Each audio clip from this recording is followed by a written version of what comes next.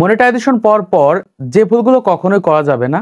অনেক নতুন ক্রিয়েটার রয়েছে ইউটিউবে মনিটাইজেশন পাওয়ার পর তার ইউটিউব চ্যানেলে এই ভুলগুলো করে ফেলার কারণে তাদের যে গুগল অ্যাডসেন্স অ্যাকাউন্ট রয়েছে এটা ডিজেবল হয়ে যায়।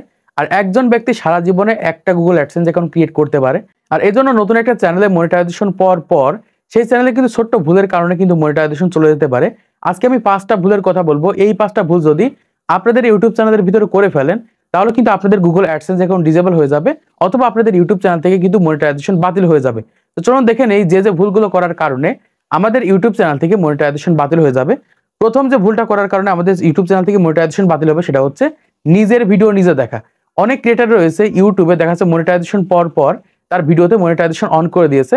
মনিটাইজেশন অন করার পর যে ভুলটা করে থাকে সেটা হচ্ছে জিমেইল পরিবর্তন করে তাদের ভিডিওতে ক্লিক করে দেখার চেষ্টা করে যে অ্যাড আসছে কিনা।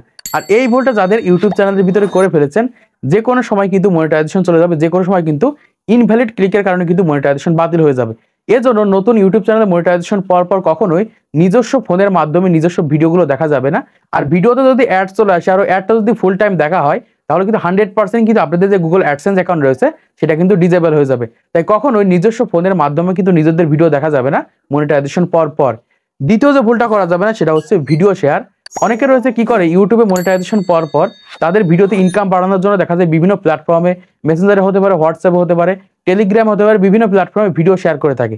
এরকম ভাবে কিন্তু মনিটাইজেশন পাওয়ার পর ভিডিও শেয়ার করা যাবে না। এই ক্ষেত্রে কি হবে, অনেকে আছে ভিডিওতে ক্লিক করবে, ক্লিক করার পর দেখা যায় ভিডিওতে একটা অ্যাড আসবে, অ্যাডটা দেখে দেখা যাচ্ছে তারা বেরিয়ে চলে যাচ্ছে, ভিডিওটা ফুল টাইম দেখছে না।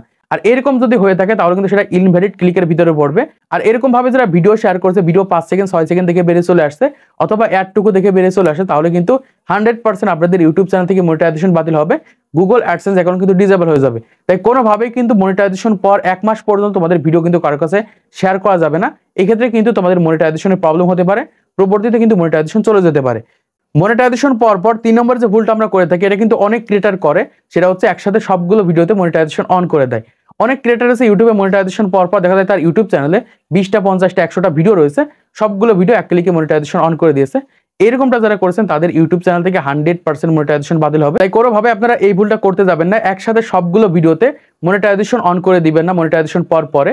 আর অনেক ক্রিয়েটার আছে অলরেডি দেখা যায় অনেকগুলো ভিডিওতে একসাথে মনিটাইজেশন অন করে দেওয়ার কারণে তাদের গুগল অ্যাডসেন্স অ্যাকাউন্টটা ডিজেবল হয়ে গেছে অথবা মনিটাইজেশন বাতিল হয়ে গেছে।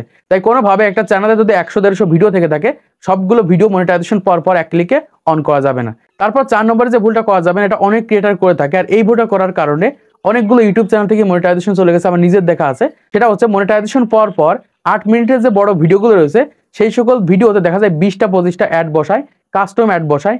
এরকম ভাবে যাদের ইউটিউব চ্যানেলে মনিটাইজেশন পেয়েছেন নতুন ক্রিয়েটার, দেখা যাচ্ছে 8 মিনিটের একটা বড় ভিডিও তৈরি করেছেন, সেই ভিডিওতে দেখা যাচ্ছে আপনি কাস্টমাইজ করে একসাথে 8টা 10টা ভিডিওতে অ্যাড বসিয়েছেন।